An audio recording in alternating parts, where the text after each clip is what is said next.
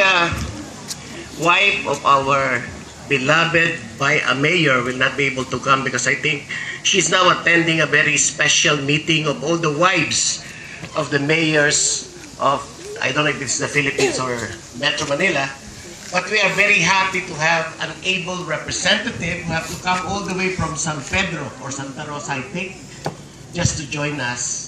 And I'm very happy to have him here, have her here, and hopefully to have more of her presence in the future activities of KCBAI. Welcome, Dr. Nilda Lardizabal, who is the Administrative Officer of our City Health Office. President Go Bilda, officers and members of the First Kagitingan Ladies Club, the advisors, and I'd like to start with, I don't know kung nandito po siya, si Director Anita Sison. Yun. Director Anita Sison is a newfound cousin. Kamag-anak ko po pala. Pinsan ko siya. Ayan. And I'm very happy to see her once again. Kasi nga, alam nyo, mapakasarap sa isang lugar na may kamag-anak ka eh. Ngayon, may kamag-anak na ako si Director Sison. Of course, si Dr. yung original incorporator natin, si Dr. Miana, he was our first original incorporator, as I've said, and I'm very happy to see her kasi miski up to now, after 25 years, Director Miana is still around to assist us. The last fumigating activities that happened here was hair pakulo. And I'm looking forward to a more fumigation services. Maraming lamok, di po ba? Makiusap na tayo kay Dr. Miana. And I'm also looking forward to seeing her be part of the board in the future elections of KCBAI. Ayan. KCBAI officers, members, ladies and gentlemen, friends, magandang gabi po sa inyong lahat. When I was first elected board member of the KCBAI in 2010, I was very happy and very surprised because that time I was only barely 1.5 years in the subdivision. And I have not really gone around, I have not met a lot of friends, kaya I was surprised to be elected. And then I was so happy and enthusiastic. I was also flattered during that first meeting that I attended because when President or Colonel Jimena resigned, he was practically offering me the presidency of the association. But I said I was new, and I don't think I have that much influence over the board. Well, anyway, I did not win the presidency, but I was part of the board for 1 year. I sat as board member for a year, and then I was really hoping because then I had visions and I had dreams already for KCBAI that it would be to be considered. But I understand, of course, that the president then, si Gal, has different platforms or different visions, so it did not happen. The next election was 2011. I was again lucky to be elected as the board. But then I was assigned at Batangas, and therefore it was not really very easy for me to come down from Manila to Batangas, so then I was not really that active with the board. The next election, or come 2012, I was again lucky to be elected.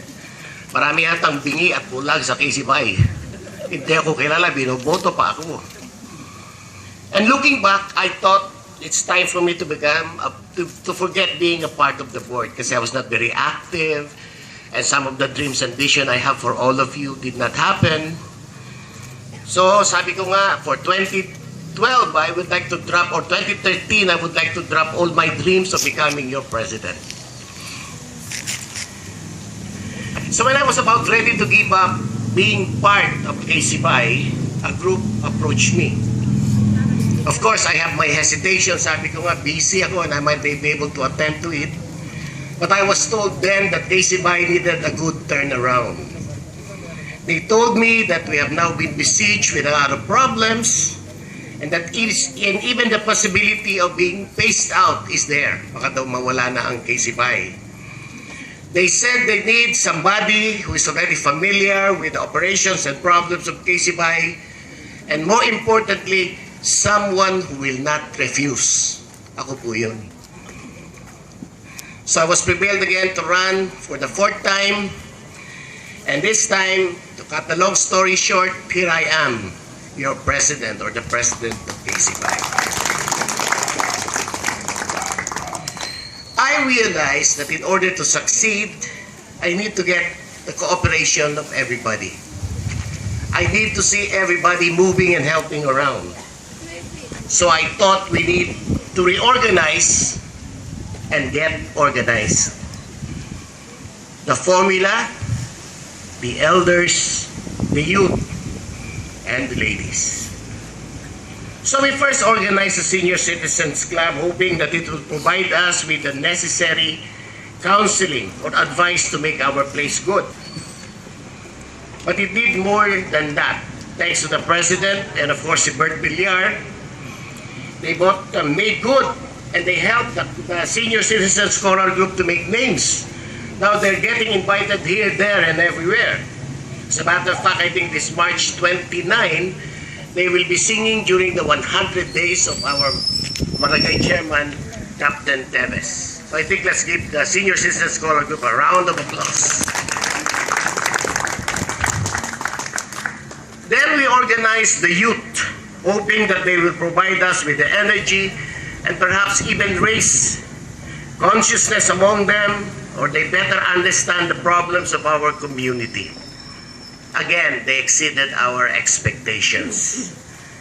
Aside from taking charge of handling our activities, yung ating Christmas party, yung ating Halloween party, sila po ang naghahawak niyan, they have been doing chores like cleaning our surroundings and even clearing some of the debris. And I think they promised to do some tree cutting again and clearing because as I've said from the very start, may problema po tayo sa lamok, katulad sa Maynila, dito sa pastry. Is it enough? My friend, this time we are making history. Modestly speaking, we have become popular now as a homeowner association. And I did not tell you why and how. We have indeed made a lot of progress, and this has caught not only the attention of our community, kilala na po tayo sa Soldiers Hills, but other community and even the barangay and the city of Muntinlupa. I was happy personally because this has solicited a lot of help from them. Soon, according to Colonel Salbanya, congratulations to him for winning the federation, our streets will finally be repaired. And the last news I have was yung ating covered court will soon be renovated. Yan. So those two very important events I think is something to watch out for. It is said that the cake has been baked. Yan. What we need now, my friends, is the final trimmings in the cake. That is where the Ladies Club would come in. We wanted you this time to put the icing on the cake so that the cake would not only have good taste, but it will be sweet and inviting to eat.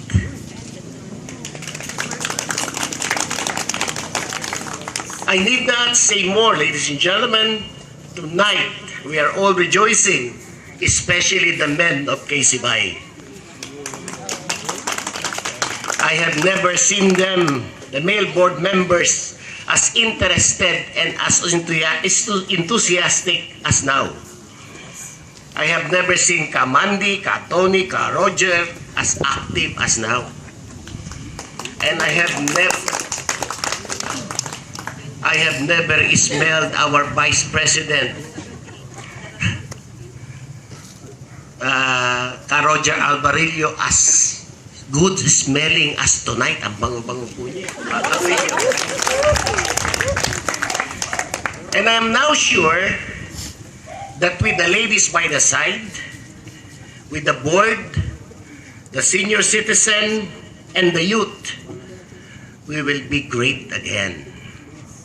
In passing, allow me to leave to you my favorite message, and I would like again to borrow the words of Ugmandino when he said, and I quote, "Let it be said that our legacy is a better world than what we found." Magandang gabi po ulit sa inyo lahat.